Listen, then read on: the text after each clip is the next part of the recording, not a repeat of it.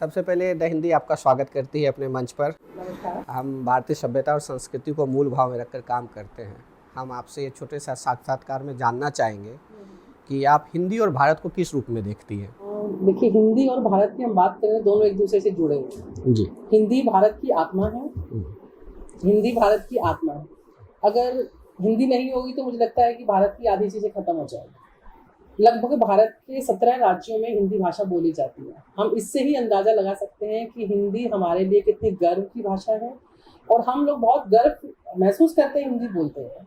तो भारत और हिंदी का तो आपस में लगाव है। आप देखें, हम कहीं भी जाते हैं तो सबसे पहले दूसरे लोग क्या सीखते हैं? नमस्ते। तो ये हिंदुस्तान के लिए बहुत गर्व की बात है कि हर कोई आज नमस्ते बोलना चाहता है, हमारी बात को सीखना चाहता है। तो ऐसे ही हिंदी और भारत आपस में जुड़े हुए हैं और हमेशा जुड़े रहेंगे। अभी आप देख रहे हैं कि सरकार की जो नई नीतियां हैं उसमें हिंदी भाषा को बहुत बढ़ावा दिया जा रहा है और उसका प्रभाव भी है सोसाइटी पर। अभी हमारे विश्वविद्यालय में हम देखते हैं कि हमारे बहुत सारे काम जो है हिंदी में हो रहे हैं और ये कहा जा रहा है कि आप हिंदी में कीजिए। तो ये बहुत अच्छी चीज़ है कि हमारी सरकार जो है ऐसी नीतियाँ लेकर आ रही है कि हम अपने काम को हिंदी में करें, क्योंकि हिंदी के बिना भारत का विकास संभव नहीं है। अगर हम हिंदी को पीछे छोड़ते हैं तो मुझे लगता है कि हम 17 राज्यों को पीछे छोड़ रहे हैं। तो इसीलिए हिंदी को बढ़ावा देना बहुत ज़रूरी है और हिंदी और भारत दोनों एक दूसरे से जुड़े हुए हैं। द हिंदी मानती है कि भारत की सभ्यता और संस्कृति हिंदी का पर्याय है और पर्याय भारतीय सभ्यता और संस्कृति का हिंदी जो है उस दोनों का पर्याय है। तो आप इस पर कुछ कहना चाहेंगे? ये हिंदी जो है संस्कृत भाषा से ही आई है। अगर हम हिंदी की बात करते हैं तो मतलब संस्कृत जब आई थी तो उसके साथ से निकल कर हिंदी आई है। तो ये दोनों एक दूसरे के पर्याय हैं और आप देखेंगे कि हमारे जितनी भी चीज़ें, हमारे ग्रंथ, हमारी हर चीज़ जो है संस्कृत में लिखी गई है और आज उसका ट्रांसलेट हिंदी में भी किया जा रहा है। उसको ट्रांसलेट किया जा रहा है ताकि जो लोग संस्कृत नहीं पढ़ पाते वो हिंदी में उसको पढ़कर ज्ञान को प्राप्त कर सकें। तो हम ये कह सकते हैं कि एक दूसरे को पर्याय है और हिंदी जो है संस्कृत से ही आई है। और इसीलिए आप देखते हैं कि भारत में अधिकतर लोग हिंदी को समझते हैं। जिस राज्य में हिंदी का बिल्कुल भी महत्व नहीं है या वो नहीं बोलते, फिर भी वो इतना समझते हैं कि वो। और दूसरी बात ये कि हिंदी हमारी अभिव्यक्ति की भाषा है। अगर हम ये कहें कि हम हिंदी नहीं जानते हैं तो हम बहुत इंटेलिजेंट हैं, या हम इंग्लिश जानते हैं तो हम बहुत इंटेलिजेंट हैं, ये कभी नहीं होता। भाषा हमेशा अभिव्यक्ति होती है। आप जिस भी भाषा में अपने विचार व्यक्त करना चाहते हैं आप कर सकते हैं। सिर्फ आपकी जो बात आप कहना चाह रहे हैं वो बात वहाँ तक पहुँचनी चाहिए। तो इसीलिए आप संस्कृत में कहें। अभी देखिए, मेरा एक छोटा बेटा है, अभी वो 10 साल का है और वो कह रहा है कि मुझे संस्कृत पढ़नी है। तो उसको सुनकर मुझे इतना अच्छा लगा और वो मंडे का इंतजार करता है कि जब मंडे आएगा तो मैं संस्कृत की मेरी क्लास होगी। अब मुझे नहीं पता उसने कहाँ से सीखा, लेकिन ये बहुत ही मतलब मुझे ये सुनकर बहुत गर्व महसूस होता है कि 10 साल का बच्चा भी चाहता है संस्कृत सीखना। तो हिंदी और संस्कृत दोनों आपस में हैं, एक दूसरे के साथ जुड़े हुए हैं। क्या आपको लगता है कि आज के युवाओं और हिंदी के बीच कुछ अंतराल या गैप है? हाँ, ये हम कह सकते हैं कि गैप है, क्योंकि आज के युवा के अंदर हिंदी के प्रति लगाव कम है और वो हिंदी बोलना बहुत शर्म महसूस करते हैं। तो ये बात उनके दिल से मिटानी पड़ेगी और उसके लिए स्कूल, कॉलेज, इन सबका बहुत बड़ा योगदान रहेगा।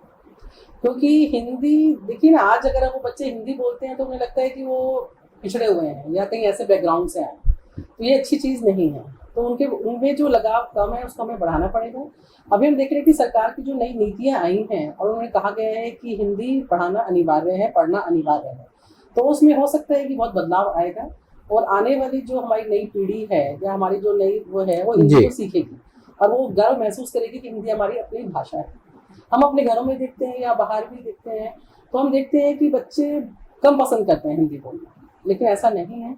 आप देखिए, यूपीएससी के टॉपर होते हैं सारे हिंदी से आते हैं और आज आप देख रहे हैं कि एक दृष्टि कोचिंग सेंटर भी है, या ऐसे बहुत सारे सेंटर हैं जो सिर्फ हिंदी के लिए आ रहे हैं, जो सिर्फ हिंदी में ही पढ़ना सिखा रहे हैं या हिंदी में ही आईएएस की कोचिंग दे रहे हैं। और आप देख रहे हैं अब ये कहा जा रहा है कि कानून की भाषा भी हिंदी में ही होनी चाहिए। तो आज की जो हमारी नई पीढ़ी है या जो आज की पीढ़ी है उनको अपने लगाव को बढ़ाना पड़ेगा, क्योंकि हिंदी के बिना काम नहीं चलता है। क्योंकि आप देखेंगे कि आज अगर हम मीडिया की बात करें तो मीडिया में आप देखेंगे कि बहुत सारे चैनल हिंदी में हैं। जब हम अपने सपने इंग्लिश में नहीं देखते तो हम अपना बोलते हैं इंग्लिश में क्यों? हम अपनी बात, क्या कोई सपना इंग्लिश में देखता है? कोई नहीं देखता है। हम अपने सपने हिंदी में देखते हैं। मुझे तो नहीं लगता कि मैंने कोई सपना इंग्लिश में देखा था और पूरा हो गया। जितने भी सपने मैंने आज तक देखे कि मैं इस कॉलेज में पढ़ूंगी, मैं यहाँ जाऊंगी, और मैं यहाँ तक पहुंचूंगी, तो मैंने हिंदी में ही देखे और वो सपने पूरे हुए। तो मैं तो आज की पीढ़ी से ये कहूंगी कि अपने सपने हिंदी में देखिए और उसको पूरा कीजिए।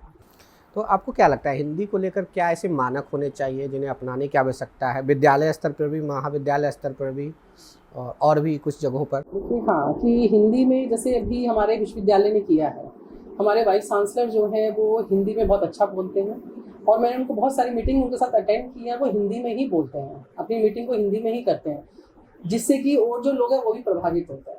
मैंने देखा कि वहाँ कुछ प्रिंसिपल्स बहुत इंग्लिश में बात कर रहे थे, लेकिन डीसी साहब जो है हिंदी में ही अपना जवाब दे रहे थे। तो 3 प्रश्न पूछने के बाद प्रिंसिपल को भी हिंदी में ही अपना प्रश्न करना पड़ा, उत्तर देना पड़ा।